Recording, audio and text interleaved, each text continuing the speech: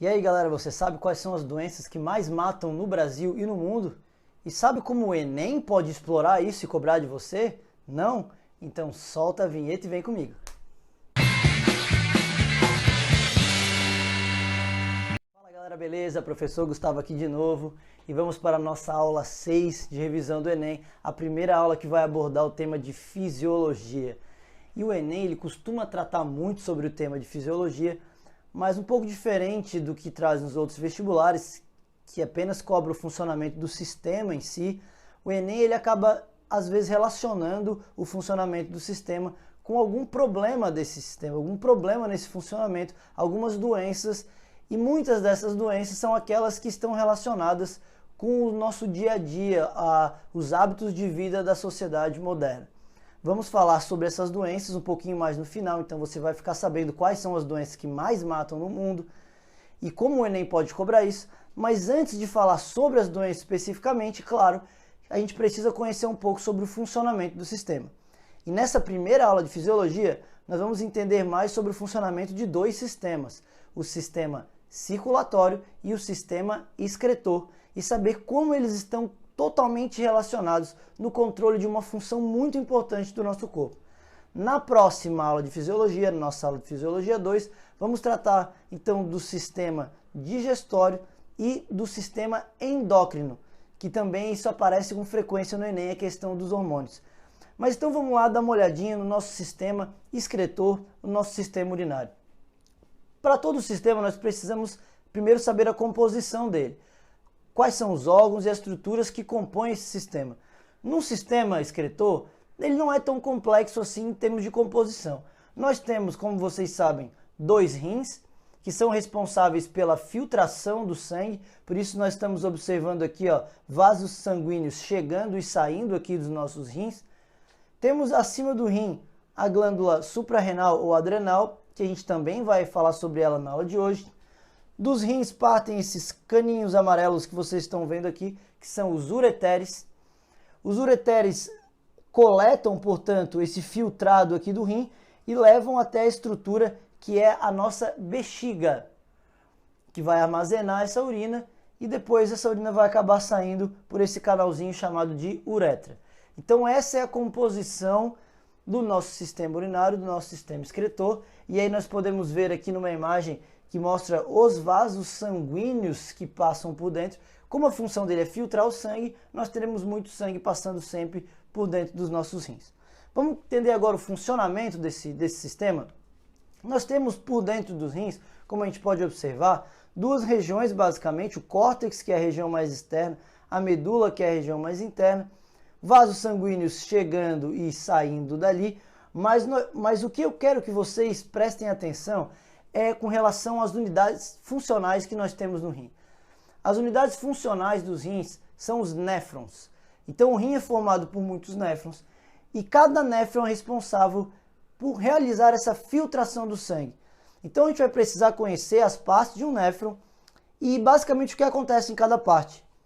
Nós temos na primeira região uma estrutura chamada cápsula de Bowman, que é essa estrutura aqui em formato de C, por onde chegam os vasos sanguíneos, e essa região é responsável pela filtração, por retirar as coisas do sangue. Então, na região do glomérulo renal, que é toda essa estrutura aqui, nós temos a filtração. Acontece que a cápsula de Bowman acaba filtrando em excesso, acaba retirando coisas demais do sangue, principalmente água demais, e alguns outros nutrientes ou substâncias que não podem ser eliminados pela urina. Então todo o restante do néfron, onde nós temos esses túbulos, vocês percebam que os vasos sanguíneos eles continuam passando ao redor desses túbulos, porque em todo esse trajeto o sangue tem a possibilidade de recuperar algumas coisas que foram retiradas dele nessa região e que não podem ser eliminadas pela urina. Então nós temos reabsorção por parte dos capilares sanguíneos daquilo que não deve ser eliminado.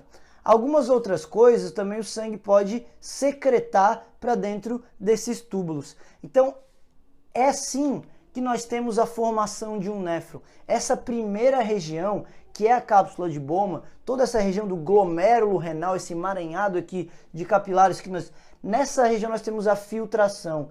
Então o rim acaba retirando muita coisa do sangue, muita água, por exemplo, são muitos litros de água que o néfron acaba retirando do sangue todos os dias, mas ele precisa devolver, porque vocês sabem que água, por exemplo, é um recurso fundamental.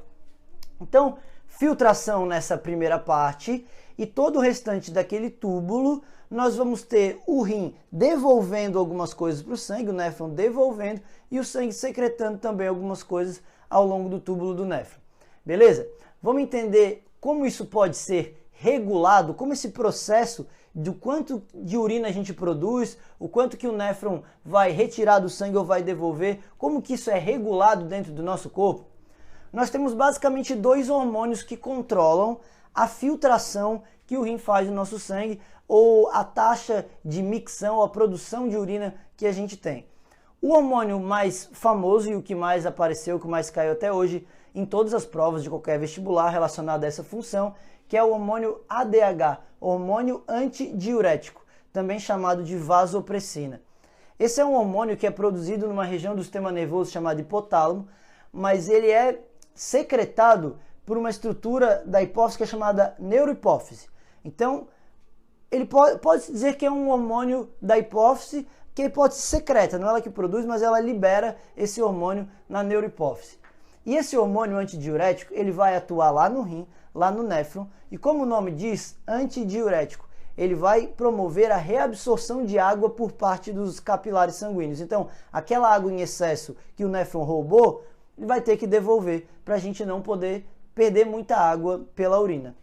Um outro hormônio que tem uma função similar é a aldosterona, que é um hormônio produzido pela glândula que a gente tem aqui acima do rim, que é a suprarrenal, também chamada de adrenal. A aldosterona também vai atuar na redução da produção de urina, digamos assim, para que a gente possa devolver a água retirada para os capilares. Um mecanismo de ação um pouquinho diferente, a gente já vai abordar, já vai falar sobre isso. Aqui vale uma ressalva, é muito importante você lembrar disso. O hormônio ADH é um hormônio que ele está relacionado a um tipo de diabetes que inclusive o Enem já cobrou. Porque quando a gente fala de diabetes, a gente está acostumado a pensar sempre na questão do açúcar da insulina. Realmente esse é o tipo de diabetes mais comum, que é chamado diabetes mellitus. Tipo 1, tipo 2, que vai ser o assunto da nossa segunda aula de fisiologia, já que é um tema muito importante para você. Mas existe um outro tipo de diabetes, que é diabetes insípidos, que não tem nada a ver com glicose e com insulina. Tem a ver, sim, com uma deficiência na produção do hormônio antidiurético, ou às vezes a pessoa produz o hormônio antidiurético, mas lá no rim ele não consegue atuar direito. Então a pessoa com diabetes insípidos, ela vai produzir um grande volume de urina, frequentemente com uma urina muito diluída, o que pode trazer uma série de problemas para o corpo. Claro, você sabe que a perda de água é um problema sempre. Então não confundam diabetes insípidos, que o problema está na questão da excreção ali, e diabetes mellitus, que é a questão da insulina, do açúcar, que a gente vai abordar na próxima aula. Continuando aqui, olha só galera, vamos dar uma olhada nesse esquema para a gente entender qual é a atuação desse hormônio antidiurético. Quando o hormônio antidiurético está atuando, tá vendo que ao longo do túbulo, isso aqui é o túbulo do néfron, ó. Ao longo do túbulo do néfron, nós temos água sendo devolvida, água sendo devolvida para os capilares sanguíneos. Contanto, a gente não perde muita água na urina e ela vai ficar mais concentrada. O ADH ele é muito secretado de madrugada, quando a gente não toma água, quando está dormindo, né? Então a gente vai acordar e a primeira urina da manhã ela é mais concentrada, justamente porque a gente não tinha muita água no corpo e como não podia perder água, o ADH mandou o néfron devolver boa parte dessa água para o sangue, por isso a urina concentrou. Quando nós não temos a atuação do ADH, o néfron não recebe a mensagem que ele não pode retirar muita água do sangue. Então ele vai fazer essa retirada, vai produzir muita urina e essa urina vai ser mais diluída. Isso a gente observa muito, e o Enem já cobrou isso, já abordou, quando nós temos aquela certa mistura muito feita. Acredito que vocês nunca tenham feito isso, eu espero que não, mas quando nós temos aquela ingestão de álcool.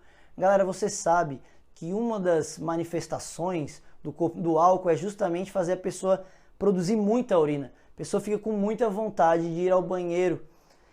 Você sabe por que isso acontece? Isso acontece porque o álcool ele bloqueia a produção do ADH. Então vai ser como se a gente tivesse aquela imagem anterior. Sem o ADH atuando no rim, ele não sabe que tem que preservar água e vai produzindo urina e a urina é muito diluída, então aumenta muito essa taxa de micção. Como aumenta muito a taxa de micção, vai aumentar muito a água perdida pelo corpo e o principal sintoma disso num dia seguinte é a famosa sede da ressaca. Justamente por isso você eliminou muita água pela urina e agora vai precisar repor essa água, o teu corpo está cobrando essa conta de volta. Então lembra disso, o álcool ele bloqueia a produção do ADH. Mas você sabe que além dessa questão de taxa de urina, o sistema excretor, o rim, tem tudo a ver com o controle da nossa pressão sanguínea? Nós vamos falar mais no final dessa aula sobre esse problema da hipertensão, que é uma das maiores causas de morte no mundo e no Brasil. Mas agora vamos entender, olha, qual que é a função do rim? Não é filtrar o sangue? Ele não retira mais ou menos água de dentro do vaso sanguíneo? Vamos pensar, galera, não é tão difícil a gente entender isso. Quanto mais água eu tenho dentro do vaso sanguíneo, maior a pressão que ela está exercendo ali nesse vaso. Então, se eu estou com a pressão alta, eu posso dar uma esvaziada nesse vaso sanguíneo e minha pressão diminui. Se eu estou com pressão baixa, eu posso encher um pouco mais esse vaso sanguíneo para aumentar a pressão, que é isso que o nosso sistema excretor faz. O nosso rim, ele atua muito no controle da pressão arterial, da pressão sanguínea. E o sistema de controle, esse sistema é chamado sistema renina-angiotensina. Pode parecer muito complexo, mas vamos dar uma olhada que o mecanismo de atuação, ele é bem simples na verdade. Quando nós temos uma diminuição da pressão arterial, isso é detectado. Isso é detectado pelo nosso corpo. E o que o rim pode fazer para ajudar? O rim ele produz, secreta uma substância chamada renina, que vai atuar na formação da angiotensina. E olha só o que essa angiotensina ela atua. Ela atua basicamente em duas linhas de frente. Diretamente ela promove o aumento da pressão arterial, e a gente já vai ver uma imagem de como ela faz isso. Ela dá uma contraída, ela provoca uma constrição do vaso. Então, quanto mais o vaso se contrai, menor vai ser o diâmetro ali, né? E aí o sangue pressiona mais. Então ela aumenta a pressão assim. E uma outra linha de frente da angiotensina é estimulando a tua glândula suprarrenal a produzir a aldosterona. Lembra que a gente já falou dela? A aldosterona ela vai atuar aqui, ó, nessa região do néfron, fazendo com que o néfron devolva ou jogue sais no vaso sanguíneo, jogue sódio ali, por exemplo. E quando ela joga sódio, a água acaba indo junto, porque isso é a osmose. Lembra disso? A gente vai ver numa imagem que vai ficar um pouquinho mais claro para você. Então a ideia aqui é que o rim ele tem um papel importante no controle dessa pressão. Vamos dar uma olhada? Essa é uma imagem bem ilustrativa que vai ficar mais tranquilo da gente entender. A imagem em inglês, tudo bem, mas só pela imagem, pela figurinha já dá para entender e eu explico aqui para você o que ela quer dizer. Aqui está mostrando a angiotensina. Olha só como a angiotensina ela atua em duas linhas de frente. Primeiro, ela vai provocar uma constrição no vaso sanguíneo. Provocando essa constrição no vaso sanguíneo, eu já estou naturalmente aumentando a pressão que existe ali. Então isso é uma resposta para se a pessoa estiver com pressão baixa, lembra disso? Pressão baixa, aí o rim vai produzir renina, que vai formar a angiotensina, e a angiotensina vem aqui, ó, contrai o vaso sanguíneo, aumenta a pressão, e a segunda linha de frente dela é estimular a suprarrenal, que está aqui em cima do rim, ó, a adrenal, a secretar a aldosterona.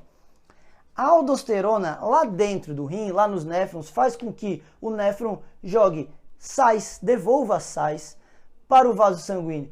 E aí com esse sal acaba a água indo junto, porque você sabe que por osmose o sal ele vai puxar água.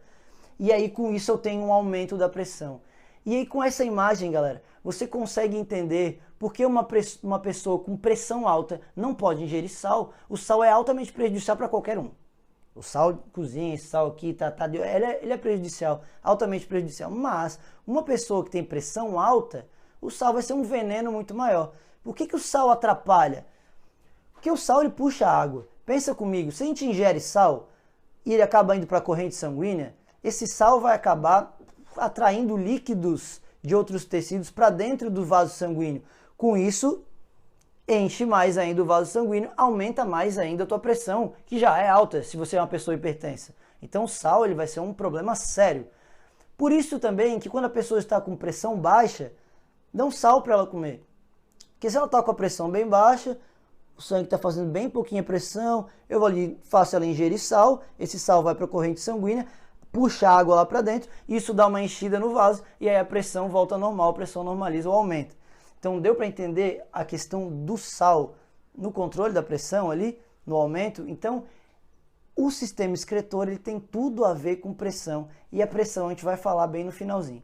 Mas já que estamos falando de pressão sanguínea, vamos falar um pouquinho agora do nosso sistema circulatório?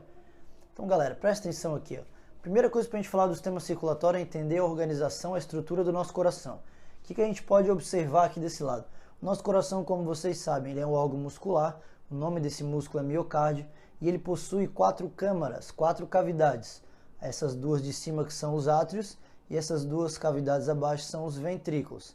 Por essa imagem vocês percebem que os ventrículos eles têm uma camada muscular muito maior que a dos átrios. Qual a explicação para isso? O ventrículo ele é a porta de saída do sangue do coração. Então ele contrai, expulsa o sangue e esse sangue vai ser conduzido para algum lugar que a gente já vai ver para onde. Os átrios, então, eles recebem o sangue, são as portas de entrada. Por isso, o ventrículo muito mais musculoso do que o átrio. Aqui nós temos o lado esquerdo do coração, não confunde isso, tá, galera? Então é como se o coração estivesse aqui, tá, em ti. Esse é o lado esquerdo dele e esse vai ser o lado direito. Então, átrio esquerdo, ventrículo esquerdo, átrio direito, ventrículo direito. Vocês estão observando alguns vasos se comunicando com o coração. A gente já vai ver que vasos são esses, porque é importante nós sabermos alguns nomes aqui. Entre o átrio e o ventrículo, quando o sangue chega no átrio, ele vai escorrer, vai descer para o ventrículo. Então existe uma comunicação aqui, e essa comunicação, ela possui válvula para controlar, para evitar, porque o fluxo do sangue tem que ser esse. Tem que vir do átrio para o ventrículo, jamais ele pode retornar. Então existem válvulas. Então a gente pode observar aqui, ó, num corte chegando no coração de cima, esse aqui o lado esquerdo, esse lado direito, o átrio aqui foi removido para a gente observar a comunicação que existe do átrio, que estaria aqui em cima, com o ventrículo. Existe uma válvula, a do lado esquerdo chamada válvula bicúspide ou mitral, a do lado direito chamada válvula tricúspide. Essa válvula permite que o sangue escorra, desça para o ventrículo, mas se o sangue quiser retornar do ventrículo para o átrio, ela estará fechada. Então ela impede o refluxo do sangue. Tudo certo? Beleza? E aqui, ó, nós temos, além de entender a composição do coração, temos que entender que existem vasos sanguíneos diferentes. Artéria e veia. Qual a diferença entre a artéria e uma veia? Na verdade, tem mais de uma diferença. Uma principal que acaba caindo aqui é o seguinte: as artérias, elas saem do coração. A artéria, ela pega o sangue do coração e vai levar para algum lugar. Então nós temos algumas artérias importantes, famosas do corpo, mas então aqui, ó, esse vaso que está pegando o sangue do ventrículo esquerdo e levando para algum lugar, isso é uma artéria. O mesmo esquema acontece aqui no ventrículo direito, esse vaso que coleta o sangue do ventrículo direito e está levando isso para algum lugar, também é uma artéria. Já as veias, elas trazem o sangue de volta ao coração. Então você sempre vai encontrar a veia em comunicação com o átrio, já que o átrio é a porta de entrada. Outra diferençazinha entre artéria e veia que a gente pode observar na imagem é que a artéria tem uma parede muito mais musculosa. Então a artéria ela é mais musculosa, mais resistente que a veia e é fácil também de entender, já que a artéria sai do coração, leva o sangue embora, a pressão sanguínea, a pressão é muito maior ali. Quando o coração contrai, que nós chamamos de sístole, né, que é a contração do coração, esse sangue sai com uma pressão muito grande pelas artérias, por isso ela precisa ter essa resistência maior. Aí uma terceira diferença que existe é que assim, o sangue, como ele circula com maior pressão dentro da artéria, vai ser mais rápido e mais fácil circular o sangue por ali. Já a circulação dentro das veias, ela acontece de maneira um pouco mais lenta. Ainda mais em algumas regiões do corpo, como a perna, por exemplo. Imagina o sangue voltando lá do teu pé e tendo que chegar até o coração. Se tu estiver em pé, tem a gravidade puxando para baixo, não existe um coração lá embaixo bombeando esse sangue para cima. Então esse retorno venoso ele acontece de maneira bem mais lenta. Às vezes, isso é tão lento, essa circulação está acontecendo de maneira tão lenta, tão prejudicada, que o sangue poderia ter a tendência a voltar. Então existe o fluxo sanguíneo, que é o trajeto normal dele, Só que às vezes ele poderia até querer voltar. Isso não pode acontecer, isso interromperia a tua circulação. E para evitar que isso ocorra, ao longo do trajeto as veias possuem válvulas também. Então essa válvula ela permite a passagem do sangue em um sentido apenas. E se esse sangue quiser voltar no sentido oposto, vai encontrar a válvula fechada. Então não existe, ou não deveria existir, o refluxo sanguíneo, que é o retorno do sangue. Às vezes, o que pode acontecer é que se a circulação estiver prejudicada, o sangue não vai conseguir passar direito e ele vai ficar acumulado nessa região. Voltar ele não vai, mas ele pode se acumular. E aí pode formar as chamadas varizes, né, muito conhecidas por todos. Então, basicamente, essas são as diferenças entre veia e artéria. Um outro tipo de vaso sanguíneo são os capilares, que são vasos muito finos, que são responsáveis por levar o sangue para aquelas regiões mais extremas do corpo, mais periféricas, ou que vão penetrar lá nos alvéolos pulmonares para fazer troca, né? Então, capilares são tão finos que é muito fácil realizar troca gasosa, troca de nutrientes ali pela sua parede. Tranquilo? Então, essa é a composição, o coração ele é formado. Agora nós temos que entender qual é o trajeto do sangue durante a nossa circulação sanguínea, que é o que nós vamos observar aqui. Agora chegou o momento em que a gente vai ter que saber alguns nomes de vasos sanguíneos que estão indicados aqui. E que tipo de sangue eles transportam, de onde que eles saem e para onde que eles chegam. Nós temos basicamente dois tipos de circulação no nosso corpo. A grande circulação, também chamada de circulação sistêmica, que é aquela que sai do coração e vai ter que distribuir o sangue pelo corpo inteiro e depois retorna ao coração. E a outra circulaçãozinha que é chamada pequena circulação ou circulação pulmonar. Aquela chamada pequena porque o trajeto é muito pequeno, já que o coração ele está localizado nessa região do corpo, e ele vai sair do coração, vai até o pulmão que está logo atrás e retorna. A grande circulação, ela vai iniciar aqui nesse lado, no ventrículo esquerdo. E aí a gente consegue entender por que o ventrículo esquerdo ele é mais forte, mais musculoso que o ventrículo direito. Já que quando o ventrículo esquerdo contrair, se inicia a grande circulação, que é aquela que precisa percorrer o corpo todo. Então a força ali vai ser maior. E aí tem um vaso que está coletando esse sangue e vai começar a conduzir esse sangue para o corpo inteiro. Lembra que quem sai do coração é uma artéria. No caso, essa é a artéria aorta, que é a maior artéria do corpo humano. Então ela sai desse ventrículo esquerdo e tem que começar a distribuir esse sangue pelo corpo. Esse é um sangue rico em oxigênio, chamado sangue arterial. E à medida que esse oxigênio vai sendo jogado nas células, as células jogam no sangue, porque elas não querem mais, o gás carbônico.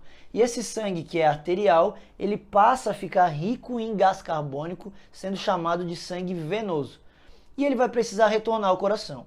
Então ele sai daqui do ventrículo esquerdo, levado pela artéria aorta, vai para o corpo inteiro, se transforma em sangue venoso e retorna ao coração por uma veia. Porque quem retorna ao coração é veia.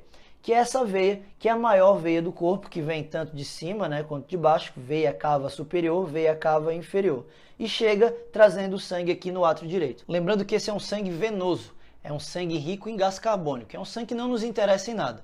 Então a gente precisa fazer alguma coisa com esse sangue. A gente precisa renovar, voltar a oxigenar. Como é que a gente faz isso? Levando esse sangue lá para o pulmão, porque o pulmão é onde está cheio de oxigênio. Então esse sangue que chega no átrio direito, ele vai escorrer para o ventrículo direito, e vai ser conduzido até o pulmão por artérias pulmonares, que são essas artérias que coletam o sangue do ventrículo direito e levam até o pulmão. Esse é o início da pequena circulação ou circulação pulmonar. Chegando lá no pulmão, ocorrem as trocas gasosas, chamada hematose. E esse sangue, que é venoso, volta a ser arterial e vai retornar ao coração por veias pulmonares. E aí chegando lá no átrio esquerdo, então veias pulmonares que trazem o sangue lá do pulmão esquerdo, trazem o sangue do pulmão direito, e aí eu vou iniciar minha circulação toda de novo. Então esse é o trajeto da nossa circulação, grande e pequena circulação. Mas sabendo de tudo isso, nós precisamos agora entender que existem alguns problemas que acontecem nesse processo de circulação e que podem aparecer na prova do Enem. Que problemas são esses? Na verdade, a gente tem que entender que hoje em dia as maiores causas de morte, quais são as doenças que mais matam no mundo? São doenças relacionadas a problemas de circulação. Então nós temos, em primeiro lugar, doenças cerebrovasculares. A gente pode observar um número de mortes aqui no mundo. Esse é um dado de 2010, já está um pouco defasado, mas então vocês podem observar uma coisa. O que seriam doenças cerebrovasculares? O chamado AVC. acidente vascular cerebral. E um dos tipos de AVC, justamente que a gente chama de derrame, é porque rompe um vaso sanguíneo, e essa ruptura de vaso sanguíneo, na maior parte das vezes, pode ter a ver com uma hipertensão. Então tem uma pressão muito tão grande ali naquele vaso que ele acaba rompendo. Hipertensão está aqui entre as 5 também doenças que mais matam no mundo, doenças hipertensivas. Então a pressão muito alta, os remédios para controlar a pressão estão sempre entre os remédios mais vendidos do mundo. Em segundo lugar, a gente tem infarto agudo do miocárdio. Então mais uma doença que tem relação com a questão de circulação. Infarto do miocárdio, o miocárdio ele para de funcionar normalmente porque alguma parte dele deixa de receber oxigênio. Aí deixa de receber oxigênio, pode ser por um entupimento de algum vaso sanguíneo importante, como a coronária, que é o vaso que irriga o miocárdio. Se ela tiver uma obstrução, alguma parte do teu coração não vai receber oxigênio e aí vai morrer, vai necrosar, e é o infarto agudo do miocárdio. Então, diabetes também está entre as principais, mas diabetes vai ser o assunto da nossa próxima aula, que envolve o sistema endócrino, que a gente vai falar na nossa segunda aula de fisiologia. Vamos, por enquanto, conversar um pouquinho sobre essas doenças que estão relacionadas aos sistemas que a gente acabou de falar. O que o Enem pode abordar em relação a isso? Vocês sabem que o Enem é uma prova que gosta muito de trazer assuntos atuais. Então, problemas que a sociedade moderna atravessa ou enfrenta.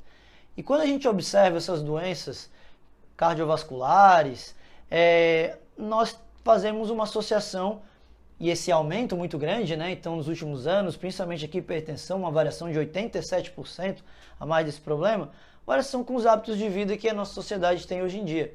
Então, a gente tem ali, o que pode agravar esses problemas aqui? A falta de atividade física, né? O sedentarismo é um problema muito grande que a gente tem, menos de 20%, vamos falar aqui do Brasil, menos de 20% dos brasileiros praticam atividade física regularmente, então isso é um fator que predispõe a uma série de problemas de saúde, dentre eles estamos observando alguns aqui, né? Então todo esse lance de falta de atividade física, a má alimentação, né? Então a gente tem uma alimentação muito ruim, muito rica em carboidratos, em açúcares, em gorduras e muito rica em sal. Então tudo isso vai afetar a circulação. Se a gente tem, por exemplo, uma má alimentação associada à falta de atividades físicas, isso pode promover uma aterosclerose, um entupimento, um acúmulo de gordura dentro de vaso sanguíneo. Isso certamente prejudica a circulação, pode provocar um infarto. Nós temos o consumo exagerado de sal, né? Então muitos alimentos que a gente consome hoje em dia que vêm prontos, né, que eles têm muito conservante, muito sódio, isso acaba trabalhando aqui quando a gente viu com a questão da pressão, elevar a pressão. Nós temos o ritmo de vida hoje das pessoas, uma coisa muito acelerada, muito estresse, então o estresse também é um outro fator associado à elevação da pressão e problemas circulatórios. Então basicamente, muito do que nós fazemos hoje em dia favorece e aumenta muito esses quadros dessas doenças que estão entre as que mais matam no mundo. O câncer também, obviamente, está aqui, só que não é o nosso foco agora dessa aula, mas se a gente pensar que o câncer aqui no Brasil que mais mata é o câncer de pulmão, e um dos grandes fatores para isso é o tabagismo, o hábito de fumar também está associado com problemas circulatórios. Então, as várias substâncias tóxicas que existem no cigarro, elas causam lesões, tá, nos vasos sanguíneos e isso favorece o acúmulo de gordura dentro desses vasos, o que prejudica a circulação. Então, nós temos, associado aos hábitos de vida da sociedade moderna, um aumento nos quadros de problemas respiratórios, circulatórios, digestórios e tudo isso leva ao aumento dessas doenças. Então é bom você conseguir fazer esse link, essa associação com o que a gente viu de sistema circulatório e excretor, a questão do controle da pressão, com essas doenças que podem aparecer para você no Enem lá no dia 12. Beleza? Lembrando aqui, a nossa próxima aula, da próxima terça-feira, ela vai abordar outros aspectos fisiológicos e que podem aparecer para vocês, principalmente os relacionados ao sistema digestório, porque o sistema digestório é um dos que o Enem mais cobrou até hoje, e o endócrino, que sempre é um assunto quente. Quando nós falamos do endócrino, a gente pode pensar assim, tem alguns hormônios, por exemplo, como a insulina, que já caiu muitas vezes, mas temos outros aí importantes para falar, alguns hormônios da tireoide, controlam o metabolismo, várias coisas que podem ser abordadas e relacionadas com algum problema de saúde que o homem enfrenta muito hoje em dia. Beleza, galera? Tudo certo? Lembrando que se você quiser continuar recebendo aqui as listas de exercícios, deixe o seu e-mail aqui embaixo, que eu mando a listinha gabaritada para você. Obrigado por assistir essa aula, continue acompanhando e a nossa próxima aula, Fisiologia 2. Valeu, galera, até mais!